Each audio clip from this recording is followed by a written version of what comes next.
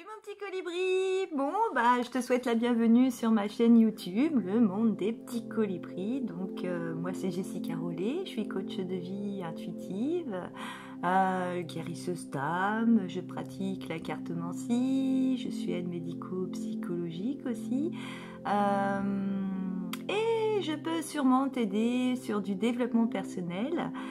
Donc aujourd'hui je t'ai fait un petit montage vidéo où je vais toujours te faire la petite lecture par rapport au grand dictionnaire des malaises et des maladies de Jacques Martel qui est TC.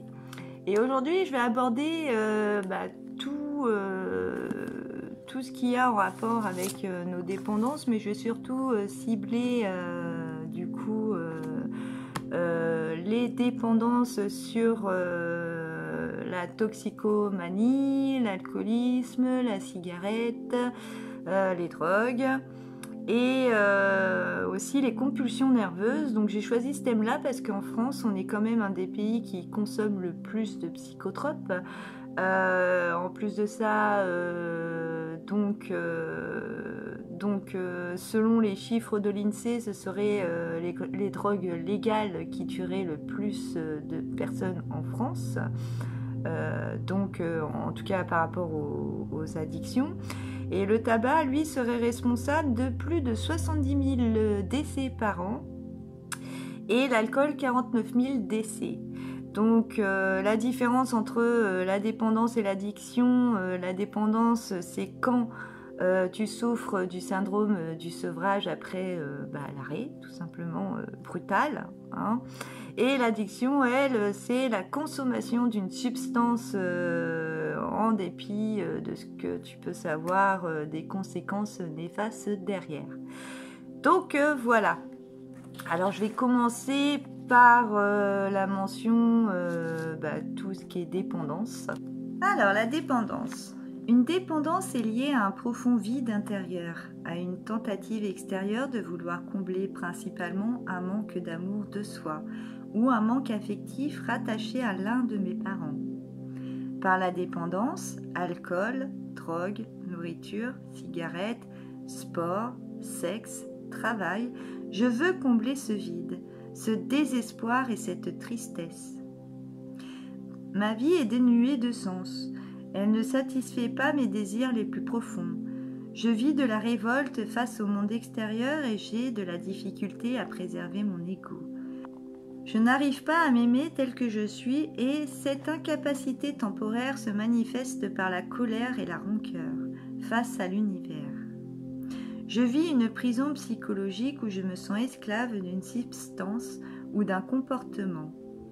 La dépendance est donc une sorte de substitut qui m'aide à vivre temporairement dans un monde sans problème. L'alcool m'apporte une certaine extase et de l'engourdissement par rapport à ce que je vis. Les drogues non prescrites, cocaïne, hashish, héroïne, LSD, PCP, marijuana, etc., me dirigent vers de nouvelles sensations avec le désir d'atteindre des sommets inconnus de conscience. J'ai l'impression de me sentir en sécurité dans un monde plaisant, mais je me retrouve tôt ou tard confrontée à mes insécurités, mes incertitudes et mes peurs. La cigarette permet d'embrumer mes émotions qui sont alors enrobées dans toute cette fumée. La nourriture, elle, sert à combler un manque de tendresse et d'amour. La dépendance au sucre, notamment, est un signe que je vis un vide au niveau de la chaleur humaine ou de la douceur que je rejette mes désirs. Toute dépendance entraîne donc des réactions du corps humain plus ou moins connues. Ces formes d'abus sont fondamentalement négatives et divers types de peurs incontrôlées, névroses, peuvent surgir si la dépendance est forte, drogue par exemple. Enfin, une dépendance peut se manifester à travers une certaine tendance, sexuelle par exemple, qui est difficilement maîtrisable. Le premier pas important à faire est de prendre conscience de ma situation. Cela demande beaucoup d'amour et de courage pour affronter et pour briser cet esclavage qui dérange ma vie. J'identifie le manque que je vis dans ma vie, que je cherche à fuir en me perdant dans quelque chose d'autre, drogue par exemple, ou quelqu'un. Mon désir de vivre est grand, mais j'ai l'impression de ne pas réussir. Je me sens comme un perdant. Je n'ai pas la place qui me revient dans ma propre vie et dans la société. Je base mon niveau de bonheur selon la réussite des autres. Cette dépendance m'amène à vivre d'échec en échec, et cela me conforte dans mon sentiment d'incapacité. Je dois mettre de côté la partie de moi qui se sent coupable et honteuse de cette dépendance. Me juger, me flageller en sachant que je devrais changer de comportement ne va faire que grandir la colère qui m'habite et la difficulté de m'en libérer. J'ai peur d'échouer, j'ai peur de mon passé. Je vais vous lire la petite phrase qui va permettre de transmuter tout ça et d'accueillir et d'accepter aussi. J'accepte d'être ouvert à l'inconnu, à la voie qui mènera vers mes objectifs de réalisation de soi. L'amour inconditionnel est le début de ma guérison. Je demande aux autres, je cherche, je vérifie, je fais les premiers pas. J'apprivoise les émotions qui m'habitent car elles font partie de ma vraie personnalité.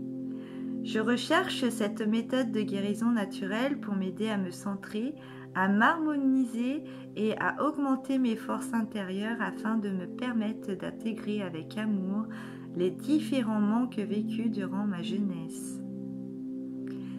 J'apprivoise graduellement mes responsabilités et je reprends contact avec l'être divin que je suis. Je peux ainsi sortir de ma dépendance et devenir autonome parce que je mérite d'être aimée et parce que j'accepte pleinement ma valeur et mes qualités qui font de moi un être exceptionnel. Alors ensuite, on va passer à la mention de la compulsion nerveuse. La compulsion est un trouble du comportement caractérisé par une envie d'accomplir certains actes auxquels le sujet ne peut résister sans angoisse. Cette compulsion peut se retrouver dans la sexualité, la nourriture, la boisson, les achats, l'excès de propreté, etc. La compulsion nerveuse se rapporte à un aspect de ma personnalité que je juge négatif, qui me déplaît au point que je refuse de le voir. Je le refoule au plus profond de moi. Tant que je refuse de le voir et de l'accepter, la vie m'amène à vivre de plus en plus de situations où j'ai à faire face à cet aspect de ma personnalité.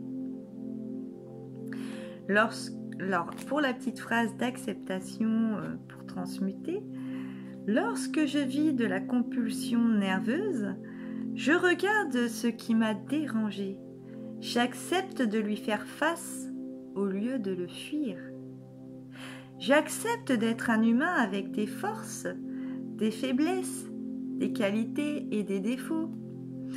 Je prends conscience que je suis mon plus sévère juge. Je me pardonne et j'apprends à m'aimer. Le fait de m'accepter tel que je suis me permettra de m'épanouir harmonieusement et je n'aurai plus à me défouler par la compulsion. Alors, sur la mention, la toxicomanie. Alors, toxicomanie, donc voir aussi alcoolisme, cigarette, compulsion nerveuse, dépendance, drogue, poumon en général. La toxicomanie se caractérise par la consommation abusive de différents produits toxiques, régis par la loi ou non, parmi lesquels se retrouvent le tabac, les médicaments, l'alcool et les drogues sous toutes leurs formes. Je développe ainsi une dépendance psychique ou physique. Ce besoin irrésistible de consommer démontre une grande frayeur de me voir telle que je suis.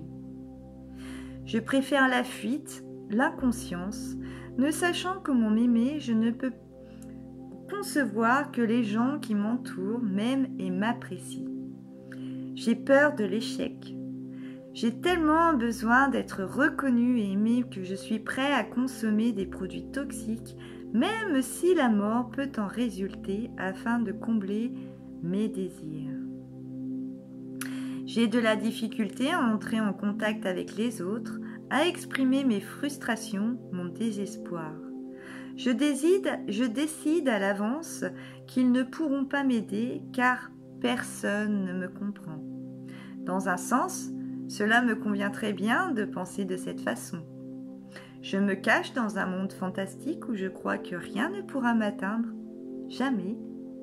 Je n'ai pas envie de faire d'efforts, de devenir responsable de ma vie. Je m'endors tout doucement en refoulant mes blessures au plus profond de moi. J'ai mal et même moi, je ne le vois plus. La petite phrase d'acceptation. J'accepte de voir comment cette manie est toxique pour moi. En me donnant la chance d'être moi-même, je peux découvrir l'être merveilleux que je suis et m'ouvrir à l'amour. Alors maintenant, je vais vous lire la mention sur l'alcoolisme. Donc, c'est marqué aussi, voire aussi allergie en général, cancer de la langue, cigarette, dépendance, drogue, sang, hypoglycémie. Alors, alcoolisme, l'abus. Abus. A, plus loin, bu. Pour le langage oiseau. L'abus des boissons alcoolisées cause un ensemble de troubles. Physiquement, le corps change et se crispe, les capacités et le fonctionnement du cerveau diminuent, les systèmes nerveux et musculaires deviennent tendus et sustendus.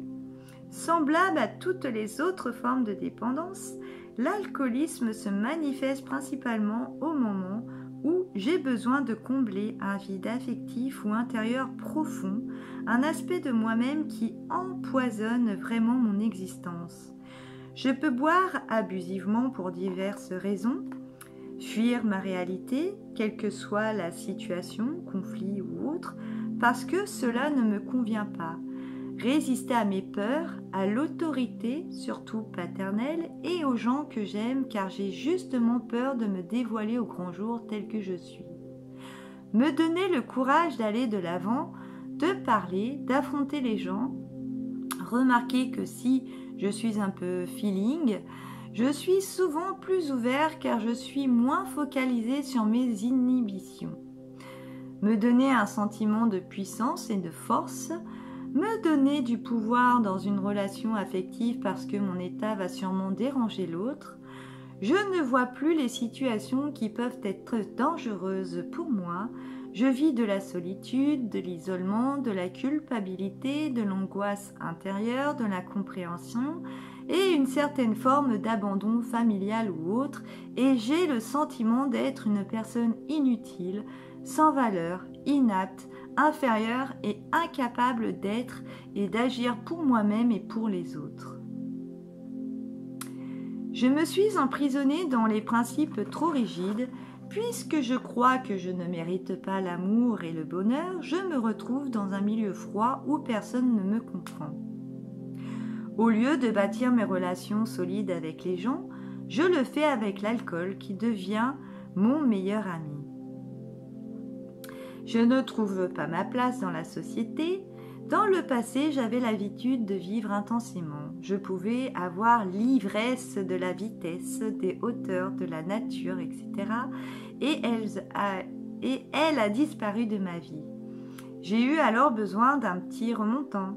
Souvent, je veux aussi fuir une situation conflictuelle ou qui me fait mal en noyant ma peine ou toute autre émotion avec laquelle j'ai de la difficulté à relever le défi.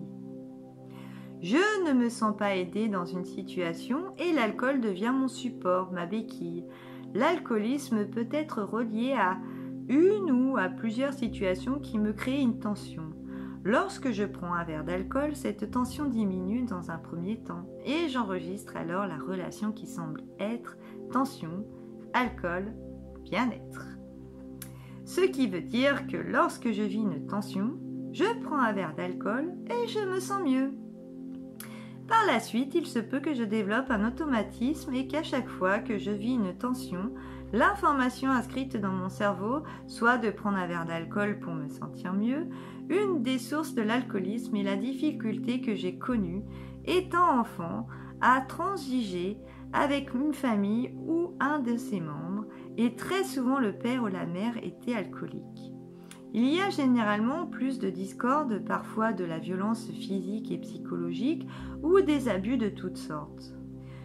Je peux même vouloir chercher à me dissocier de la famille dans laquelle je suis et qui ne me convient pas. Il y a alors baisse de mon sens moral.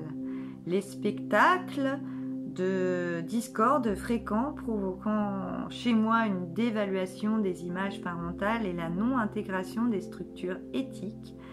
J'aurais voulu réconcilier mes parents n'étant plus capables d'évoluer dans ce foyer détruit à mes yeux.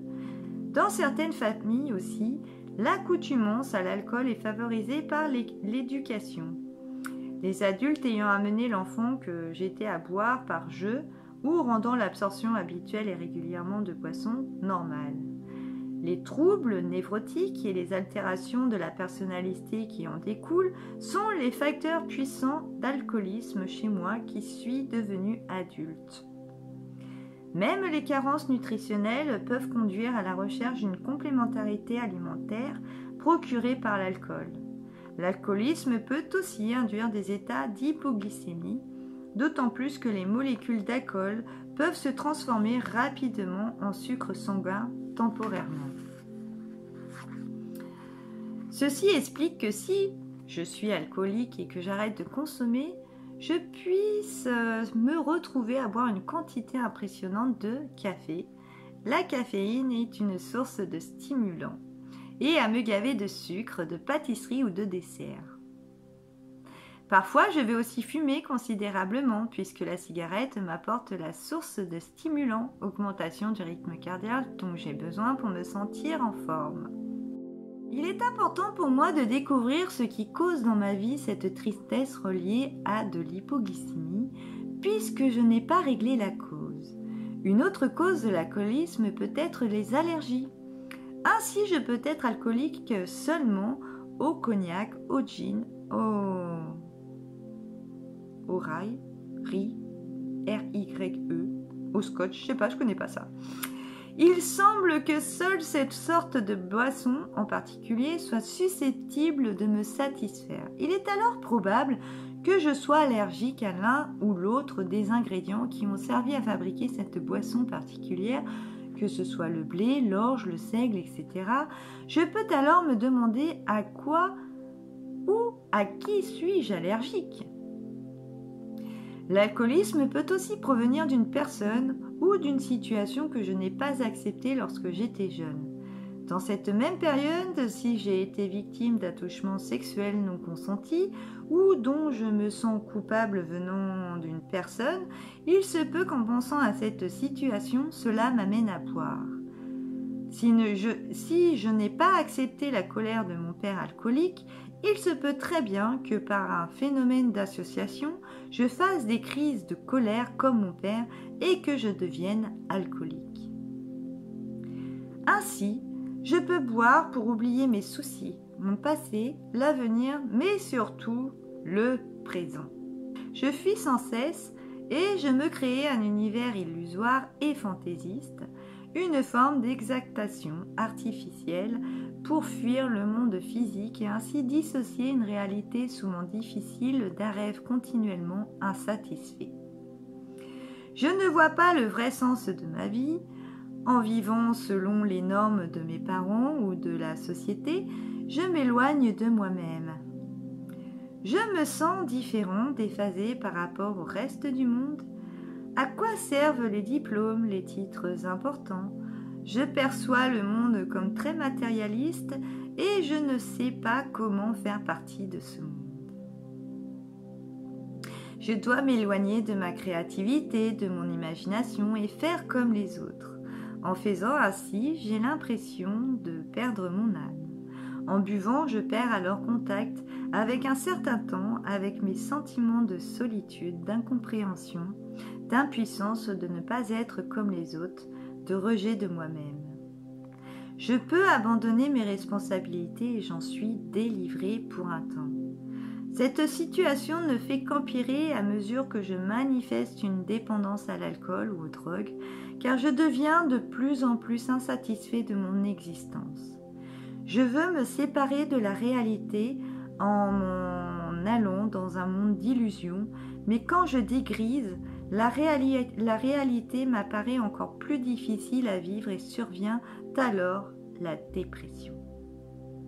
Je veux quitter la réalité pour vivre dans ma propre réalité. Je suis chancelant, je n'ai pas toute ma tête, surtout lorsque je deviens dépendant du même type de dépendance affective dont j'aurais peut-être voulu faire l'objet et que d'après moi, mon père ou ma mère ne m'a jamais témoigné. Je veux tellement être aimé sans condition. Je peux vouloir fusionner avec ma mère qui me manque, ou au contraire vouloir m'en débarrasser car je n'ai pas été capable de recevoir son amour et je lui résiste. Je prends conscience aussi que lorsque je bois, je peux dire des choses qui sont en temps normal impossibles à exprimer. L'alcool devient alors une façon de faire parler mon inconscient. J'exprime dans mes moments de crise ce que je ne peux pas dire ou faire en étant sobre. La petite phrase d'acceptation pour transmuter. J'accepte à partir de maintenant de regarder ma vie en face, de cesser de me détruire et je me responsabilise. Il est temps de mettre l'attention sur mes belles qualités physiques et spirituelles, même si le passé a été douloureux pour moi et que d'une certaine façon, ma bouteille a souvent été ma meilleure amie. À partir de maintenant, j'accepte de régler ma vie, de commencer à aimer mes qualités et ce que je suis. Je suis maintenant sur la voie de la réussite. Je serai à même de me respecter davantage et de trouver plus facilement la solution à mes problèmes, expériences, au lieu d'être dans un état temporaire ou presque permanent de fuite et de désespoir. J'accepte ma différence et je l'assume pleinement. Je laisse s'exprimer mes qualités uniques, sachant que je n'ai plus à satisfaire les attentes de la société, en laissant grandir ma plénitude intérieure, en buvant l'amour et la douceur que les gens et l'univers veulent me donner. Je n'aurai plus besoin de me remplir de façon exagérée avec la boisson. Alors maintenant, on va passer à la cigarette. Donc, voir aussi les mentions Buerger, maladie de Buerger, cancer de la langue, dépendance poumon. La cigarette. La cigarette est liée au poumon, symbole de vie, de liberté et d'autonomie, de communication entre moi et l'univers. Elle est considérée comme une forme de protection, un voile qui me permet de cacher certaines angoisses profondes. Je crois me protéger car cet écran de fumée qui m'enveloppe et qui m'empêche de voir la vérité, inconsciemment, la cigarette comble aussi les besoins inassouvis de l'enfance. Première tétée, chaleur, amour, affection de la mère. J'allume une cigarette sans y penser, c'est une habitude, un geste machinal, une manie devenue tellement important pour moi. J'ai besoin d'équilibrer, en plus ou moins, ma nervosité, mon excitabilité nerveuse. Je vis trop dans ma tête et la cigarette devient une échappatoire, une façon superficielle de relâcher mon stress. J'ai de la difficulté à prendre du temps pour moi et le seul moment où je m'arrête est souvent lorsque je fume une cigarette. Cigarette. Hein? Donc là, dans le langage oiseau, en fait, il y a marqué si, S-I. Et plus loin, j'arrête. Je veux retrouver l'apaisement de ma mère, sa sécurité. Il arrive souvent que j'ai très peu connu ce sentiment de sécurité étant enfant. Je me suis sentie seule, angoissée de tous. Il est possible que ma mère ne se soit pas occupée de moi et je peux avoir l'impression qu'elle m'a éloignée de mon père. Ayant grandi trop vite, je ne sais trop que faire de toutes mes émotions et je n'ose expérimenter la jouissance corporelle. La cigarette devient alors une vraie jouissance en elle-même. Elle devient ma joie de vivre puisque cette dernière est inexistante dans ma vie. Il arrive que cette joie ait été présente seulement lorsque ma mère était près de moi dans ma jeunesse et qu'elle ne soit plus aussi présente maintenant. J'ai l'impression de n'avoir plus rien. Je suis en état de manque. Les relations avec les autres me font peur. Si je fume, c'est parce que je fuis une situation trop désagréable, ma famille, ma vie, etc. Cette fumée rend encore plus nébuleuses mes décisions. Elle manifeste un refus de l'autre et me permet de garder mes distances, surtout avec les gens qui ne fument pas et qui sont donc plus près de leur sensibilité. La fumée de cigarette devient mon compagnon qui me donne le sentiment d'être moins seule. La cigarette augmente le rythme cardiaque et agit au titre de stimulant. Quelles sont les décisions que je n'arrive pas à prendre et qui me rendent la vie fade ? J'accepte d'identifier mes vrais besoins. Je prends conscience que je peux vivre dans l'illusion que la cigarette me protège du monde extérieur. Parfois, elle devient une opportunité d'ouvrir une conversation avec un étranger. Tu as une cigarette, tu as du feu, ou elle me donne quelque chose à faire quand je suis dérangée par une conversation. Je vais aller fumer dehors. Elle comble le vide ou les pauses pendant une conversation. La cigarette devient partie intégrante de mes relations avec les gens. Elle me sert dans les moments inconfortables. Quand vient le temps d'arrêter de fumer, je dois repenser toute ma façon d'interagir avec les gens. Alors, pour la petite phrase de transmutation, j'accepte de communiquer davantage et d'une manière plus aisée. Si je veux arrêter de fumer, il serait bon que je trouve la cause émotionnelle à laquelle cette habitude est reliée, ce qui facilitera grandement l'arrêt.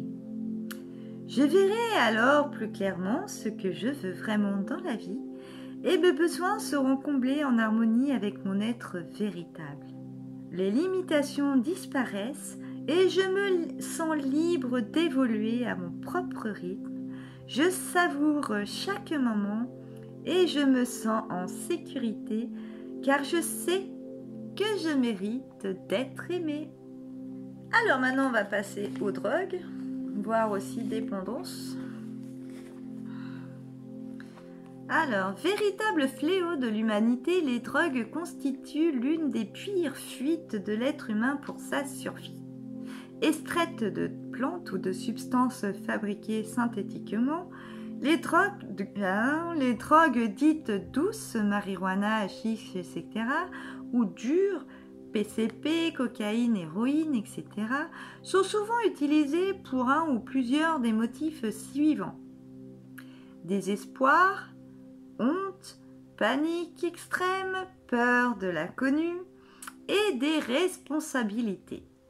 La drogue est mon refuge. Je me protège contre moi-même. Puisque je refuse de vivre et d'être responsable, mes faiblesses intérieures risquent de m'amener vers les drogues. J'ai peur de faire face à la réalité et d'avoir à faire des efforts. Ma volonté s'endort et j'ai de moins en moins tendance à prendre des décisions. Je me laisse vivre. Plusieurs drogues entraînent souvent de grandes dépendances qui ne font que refléter mes propres dépendances intérieures. Délinquance, parents absents, introversion, névrose, compulsion émotionnelle ou sexuelle, etc., que je tente de refouler en dopant mon mental. L'impression d'être séparé, voire même arraché à un être cher, parents, frères, sœurs, animal, etc., à un endroit ou une situation qui m'apportait beaucoup de bonheur, peut m'amener à vivre un vide intérieur que je veux fuir par la drogue. Je peux souffrir d'une relation avec un de mes parents, souvent ma mère, qui était sans émotion, sèche. Ces drogues, qui sont des stimulants, me permettent de planer, d'atteindre certains sommets et de vivre une expérience qui me donne l'illusion d'être enfin heureux en m'évadant. Je ne peux plus m'en passer et ma dépendance s'accentue et s'aggrave avec le temps. Le premier pas est la prise de conscience, franche et sans masque. Pourquoi ai-je recours à ces substances? Je deviens conscient qu'il y a toujours une raison. Peu importe sa nature, j'accepte de découvrir la vraie raison. Quelques-unes de ces drogues sont hashish, marijuana. C'est « Je suis à la recherche d'un monde sans problème, je fuis ». L'amphétamine, la cocaïne, quant à elle, elle stimule la productivité dont je recherche le succès, l'amour et la reconnaissance. Le LSD, la mescaline, les champignons magiques et l'héroïne, c'est « Je recherche des sensations et l'expansion de la conscience ». Dans le cas de l'héroïne, je me demande jusqu'à quel point j'ai idéalisé ma mère ou une femme influente dans ma vie et que je considérais comme une héroïne. Ai-je toujours cette opinion ou m'a-t-elle déçue, trahie? Et pour l'opium, c'est « Il m'amène à jouissance, paresse et donne une fausse apparence de paix intérieure ». La petite phrase pour transformer et accepter tout ça. Je m'accepte telle que je suis et j'apprends à exprimer mes besoins. Cesser de consommer me demande beaucoup de courage. La recherche de la paix intérieure est ma motivation.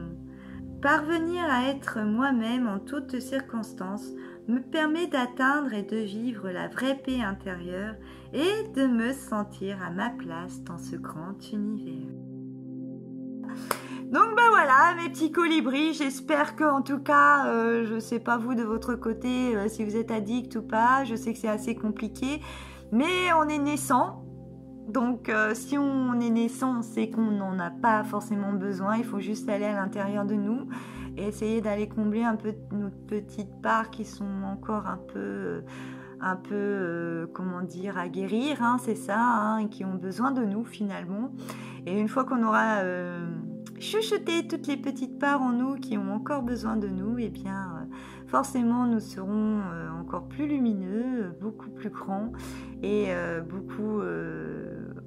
beaucoup plus dans l'amour de nous-mêmes. Donc ben voilà mes petits colibris, moi j'espère que cette vidéo t'aura aidé à trouver quelques clés. Et puis en attendant, je te dis à très vite, hein. Je te souhaite une bonne fin de journée, de soirée ou de matinée, je ne sais pas à quelle heure tu vas regarder cette vidéo. Et il va bien falloir que je te quitte pour aller continuer ce montage aussi, lui qui va me prendre peut-être une semaine, je ne sais pas, on verra bien. Allez, je te fais plein de gros bisous, ciao!